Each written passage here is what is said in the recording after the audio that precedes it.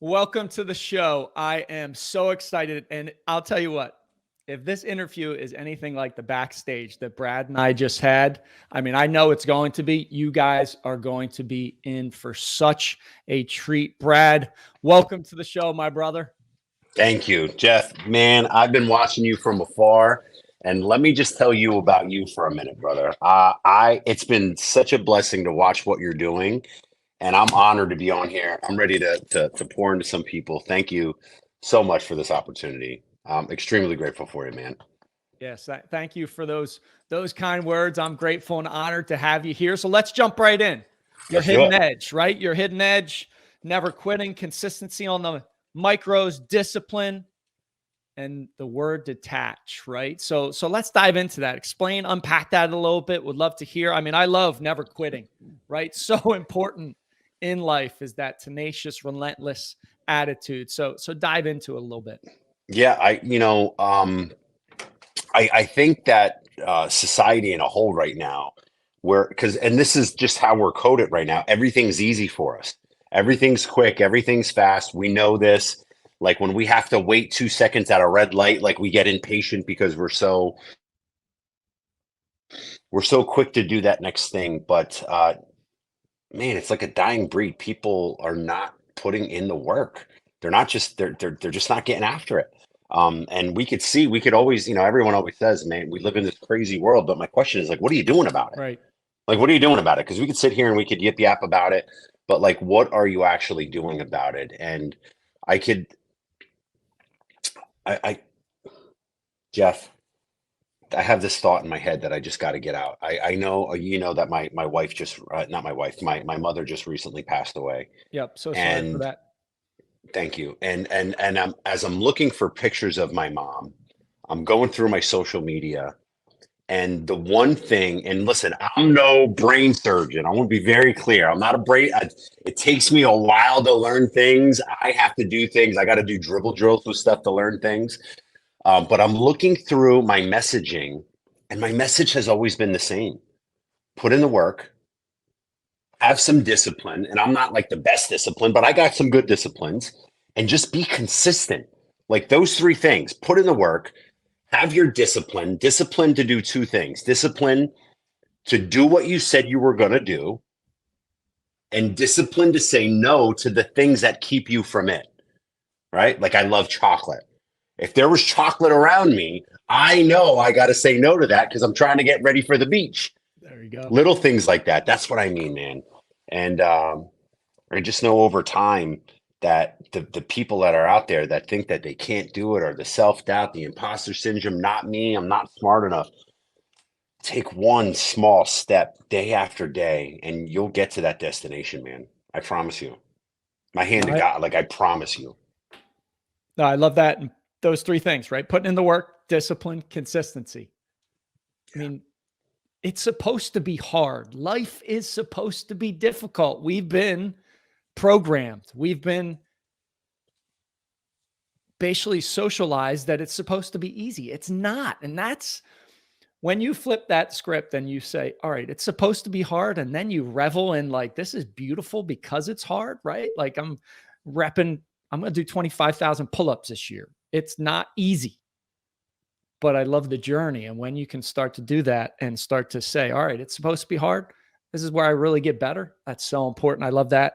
And discipline and consistency. So important. Discipline. You mentioned discipline. I feel like so many people hear that and they think back to like grade school where they got in trouble and they were being disciplined, where it's the total opposite, right? It's such freedom when you become an adult. So what are a couple ways that you leverage discipline in your life to stay consistent? Mm. I know you're gonna love. I know this is part of your who you are. Routines, morning routines, and night routines. They have literally been my heaven since. And I'm not talking like crazy, like these crazy routines that you got to get into. So my night routine, literally, it's so simple. I map out my day the next day. Yep. It's literally that simple. I get an eye on what am I going to do? What do I got to get accomplished?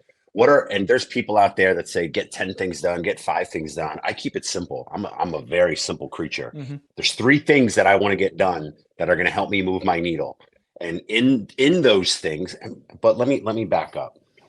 You know, it's easy to say, you know, what are those things that keep you disciplined and consistent? But I think one of the first things that a lot of people have to do is they have to have an honest conversation with themselves. Yep.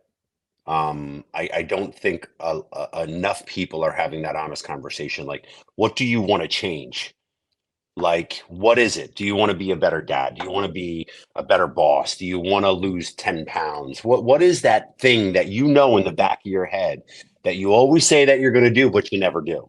Right. Right? It's a real honest conversation. And you've witnessed a little bit of my experience. My change didn't happen until I had that honest conversation. And I had to be brutally honest. I was doing things that I wasn't supposed to be doing, which a Mhm. lot of men do. Yep. I had thoughts like a lot of men have that they shouldn't be there. And I was fueling them, which I thought was, it didn't hurt at the time, but I kept feeding these little demons.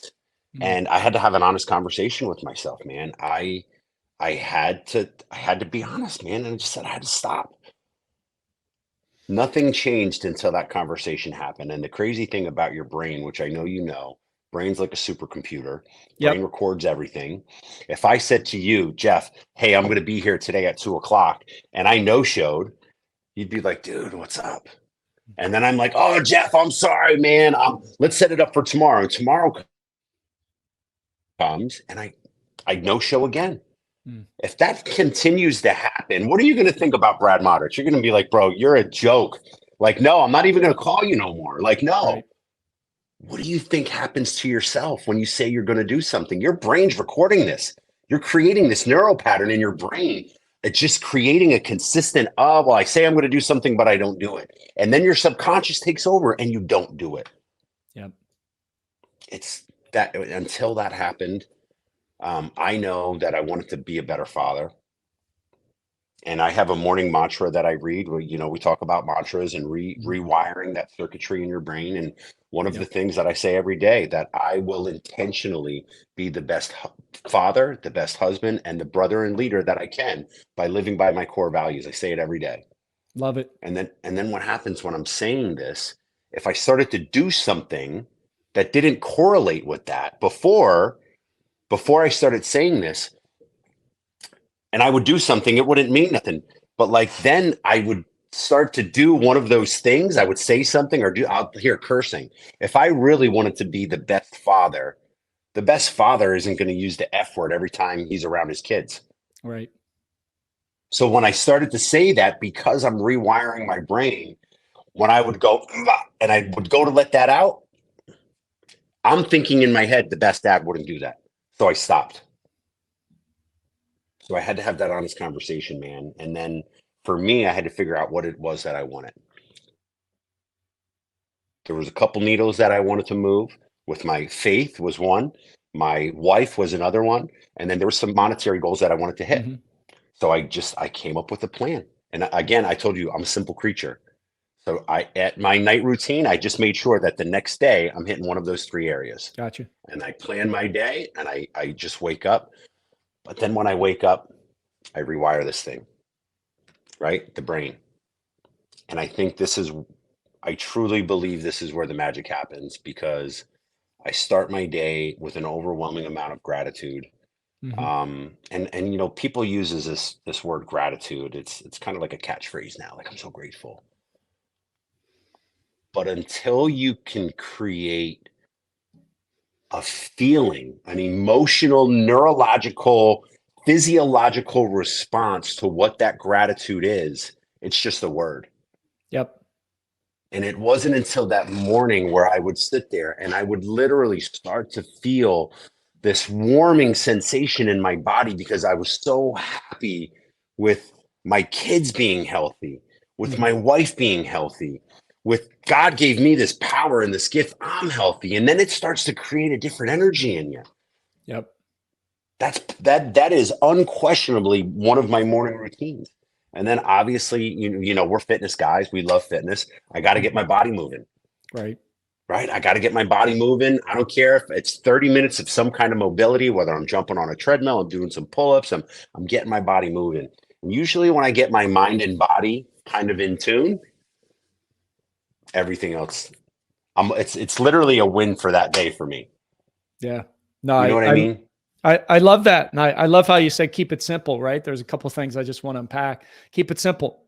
I mean, 1% of your day is only 14 minutes and 40 seconds. I say, you give me 1%, just 14 minutes at night and in the morning, your whole life will change, right? And that's the foundation to build anything. And I just had a guy that's in my Warrior Dad experience say, his daughter was out late, his son got a speeding ticket, but I did my bookends and I was better for it. I was able to weather the storm. I was able to get through it, right? And that's what people just don't understand. When you have that foundation of, hey, planning out the next day, stacking some wins, getting that mind body ready, you are so much more equipped to take on the world. And then gratitude. I shared behind the scenes, like today I was at CHOP with my youngest son who has Crohn's disease. He's getting a checkout. There are things that they're saying things are great, right? He's in remission. He's not on medication. Brad, I got tears in my eyes, man. I mean, we're wearing masks, but I teared up because I'm looking at him. I'm so damn proud. And I got goosebumps now. That's like feeling that gratitude and letting it flow through you. And then it correlates to everything else in life. And we miss so many micro moments as human beings that could be so impactful, like that experience I just shared. So NASA supercomputer, our subconscious mind, right? Your mom just passed. I know you were unpacking that a little bit. Share a little bit about that journey, because I think it's so vitally important. It's happened to me where I've unpacked it and things have fundamentally changed, but people are missing this of having that honest conversation and then saying, okay, what action am I going to take? And we've got supercomputers in our hands. We've got access to all kinds of information. You can figure it out. Unpack that journey a little bit and what you've discovered. Yeah, my like I said, my mom just passed, and I was up until my mother passing, probably about like 6 months ago, 7 months ago, I realized I had some trauma that I had deep down inside that, and again, this is like stuff that only me and someone else know about. Mm-hmm. And it's been in there. It's like I put it up in the attic, I put it in a box, I wrapped it up, and I forgot about it. I tried to forget about it, but I knew exactly where that box was at. I knew where it was at, and I said I have to take the time to unpack this. So I started to see a therapist. I started to talk about some things, and I started to really see. I was holding resentment towards my mother, and I'm thinking, like, as I'm unpacking this, I was replaying my childhood and what me and my two sisters went through. And I got so angry. Like, I'm thinking, how does she let that happen to her kids? How does she put her kids in that situation? Mm-hmm. Like, it was like, I was just disgusted. I was mad at her. And then on top of it, my mother currently, at the time, she was battling alcoholism. She was battling prescription drugs. She didn't take care of herself. She smoked. So like, I'm just like, to me, like doing for my family is number one priority. Mm-hmm. I will literally eat crap if I have to provide for them, right? Like physically, if they say, hey, Brad, you got to go eat shit today, I'd go eat some crap.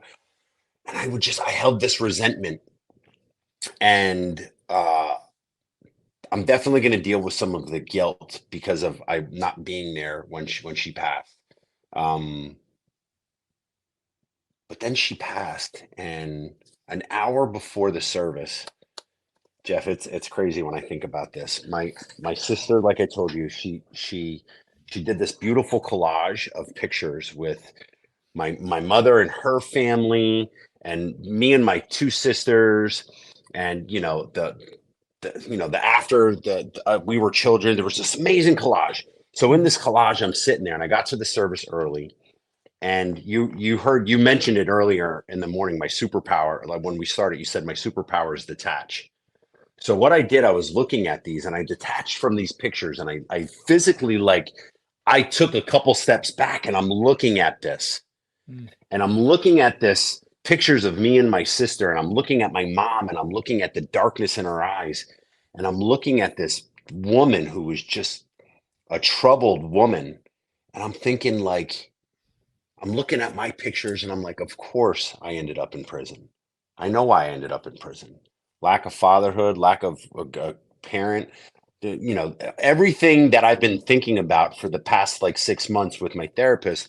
Of course, I'm seeing this come into play. Like I'm seeing the early stages of what the end result was. And then it hit me, Jeff, like a ton of bricks. And up until this point, one of my coaches said to me, he was like, right when my mom died, he was like, you need to honor your mother. And I'm just like, bro, you don't even know. Like, my mom was not an honorable woman. Like, what are you talking about? Like, I was getting mad at my coach for it. I'm just like, stop. You don't know my Okay. mom. You don't know the deep of it. Right. And I'm sitting there, and then it hit me. I seen that my grandparents and her aunts, all of them, all of them were part of a generational curse. And my mom, up until that time, I thought my mom was the black sheep, but literally the whole family was black sheeps. Okay. So, because then at the service, I seen my cousins, and they're still all black sheeps. And I'm using that as a metaphor, right? Right. I'm using that as a conceptual to see a vision. So I'm sitting there and I'm looking at this, and I'm looking at my family, and I'm looking at my sisters. And it hit me like, of course I ended up in it. Was a family generational thing that happens, which we always see. Mm. And then I zoomed out even more and I said, you know what? I am the one to break this generational curse. I did break the generational curse. Like I did. Like I'm so proud of myself. And talk about imposter syndrome. And and all of that comes with insecurities from growing up in a low socioeconomic family. Right. And then I'm sitting there and I'm like, the past 20 years, I have been beating the same drum of you can do it, one foot in front of the other, work on becoming a better version of yourself, take care of your health, take care of your mental stability, take care of your spirit, take care of your Mm. financials. And it hit me, man. I broke the generational curse in my family. And I could not be more proud of the work that I got done. And not only like I'm looking at your fire, it put such a fire in me right now to go back and pour into more people. Like Right. it's literally changed what my next course is going to be, because I know there's a lot of Brads out there. Mm-hmm. There are a millions of Brads out there that need that push in the right direction. And I'm speaking from experience. I came from the belly of the beast. Yep. Like I did, but it was my discipline, and it was the honest conversation and all of those things that we talk about. It didn't happen overnight. I'm looking at this. I was doing this for 20 years. I've been preaching this, and, and it finally went off. Like, you can do it Mm. if you put in the work. It can be done. And I didn't do nothing crazy. Like I didn't figure out the cure to cancer. I didn't go to college. I have no accolades behind me besides work and consistency. No, I, lo- Jeff, I I am. love it. I love it. I mean, you're breaking that generational chain, right? That how many Yeah. it happens financially that just repeats. It happens. You look at people that are obese or overweight, the family, it's generational. It's just passed down. And I love how you said just detach and I wrote down perspective, right? You detach and you get perspective. And all of a sudden you're like, wait a second. My mom, hey, my mom lacking scarcity. She had to make her own clothes, right? I heard money doesn't grow on trees. We drive by a house and instead of, hey, that's amazing, they must have worked hard, it must be nice, right? And Mm. not in a good way. So Hmm. like when I put those together and I'm the oldest of three, younger brother 3 years younger, younger sister 6 years younger. My mom always wanted a girl. Well, here turns out my brother and I do the same things we used to our wives, like, hey, I did this. And they'd be like, what do you want, a cookie? And we figured it out. We're like, holy crap. It's because at one point the attention was all on my sister and we didn't have it. So, you know, they're doing the best they can with what they're given. It's our responsibility to make changes, to break that chain. So kudos to you for doing it. 20 years, hard work. I mean, it's amazing. And I know there's been a lot of reprogramming you've had to do from a subconscious perspective, right? I mean, that's the narrative that keeps us so stuck, right? That's the brake on that car that we want to drive real fast. That's the brake pedal, is what is playing behind your mind. And you mentioned it earlier, when you say you're going to do something and then you don't do it, that just erodes your identity. It erodes your standard. It might not impact you today, but you're just going to continue to spiral down versus, hey, being consistent, being disciplined, putting in hard work, having an honest conversation with yourself. Then you start to spiral up, right? Yeah. So It does, simple. and it's so hard. I'm gonna. It's hard, but it's simple. If this makes sense, Mm-hmm. it's hard because I think again we're programmed right now to go to that quick, easy, the shortest route, the easiest, less rush, the least resistance traveled, and I challenge people, like, start with your physical. Mm-hmm. Yep. Again, we're both fitness guys. I don't care if you want to lose 30 pounds, start by doing a 30-minute walk. Yep. Simple. And just commit to it. And then this is what happens. Let me show you where the real magic happens so I could break this down for people. So there was things that I had to do that I knew that I needed to get accomplished. There was imposter syndrome that was running. There was self-doubt that was running. There was this learning disorder that I have that was running. I can't do it. It's not me. But I Mm-hmm. started doing it. I started reading 10 pages a day, right?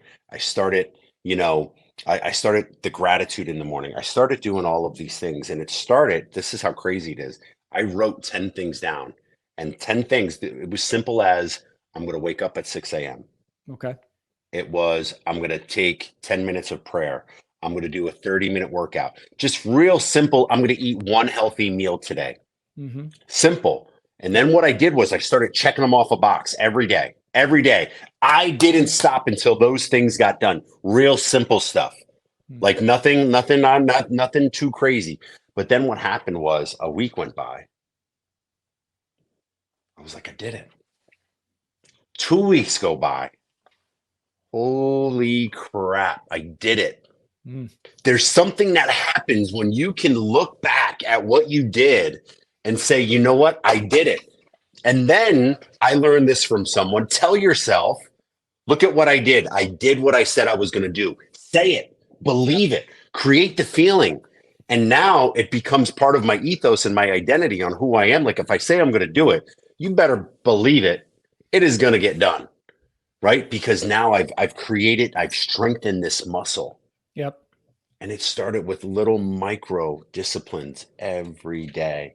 But I can say with great pride, Jeff, I can look back and I could say I did it. I did the work. I did it. And when you can do that, and you can change your identity, your ethos of who you really thought you Mm-hmm. were, that's when the magic happens, bro. Yeah.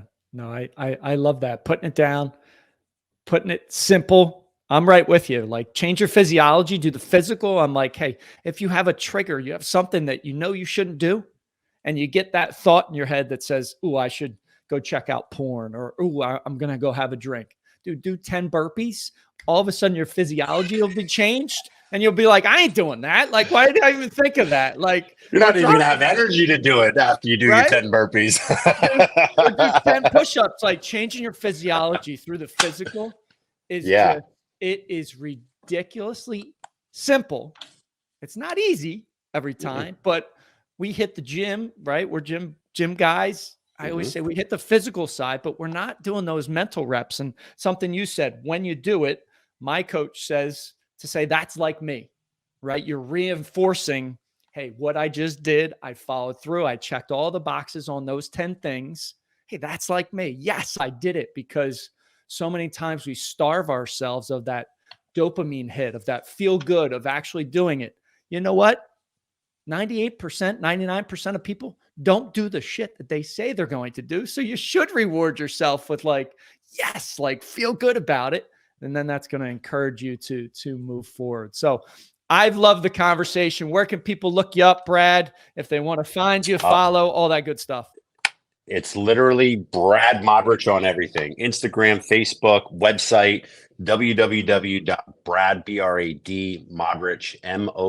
MODRICH, bradmodrich.com. Literally, it'll take you to all my social medias, everything, my businesses. It's everything. Everything's just tagged to my name. Awesome, man. Thanks for being on the show, Brad. I appreciate you. Thanks, Jeff. Keep doing what you're doing, man. Let me tell you about you. You're changing lives, brother. And I'm watching from afar, so I'm a fan. Keep it up. Thanks, my man. Thanks for listening. Thanks for watching. Create a legendary day. Rise, fight, love, repeat. Get after it. I'll talk to you soon. Thank you for listening to your Hidden Edge podcast. You are now part of the movement, part of a tribe who's on a mission to uncover their hidden edge. We're stronger together, so please share this. Show up with one person in your network that you want to help. Together, we can empower others, and connected, we can make a